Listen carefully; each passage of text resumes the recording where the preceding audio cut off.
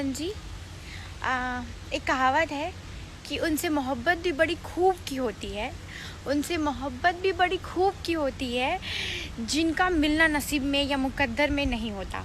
But मैं इस चीज़ को, इम्पॉसिबल को मैं पॉसिबल करके दिखाऊंगी कि ऐसा कुछ भी नहीं है। मन साफ होना चाहिए और लगन होनी चाहिए। लोग कुछ भी बोले मुझे, इसके लिए कितना कुछ भी क्यों ना बोल दे, मैं सब कुछ सहने के लिए रेडी हूँ।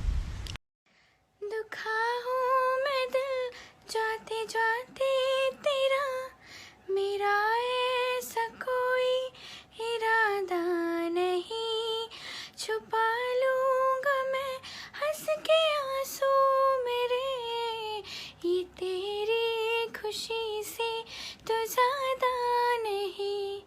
जो बिछड़े नहीं तो फिर क्या मज़ा है रहनी। मेरी मोहब्बत याद करोगी, रोगी, फरियाद करोगी। मेरी मोहब्बत याद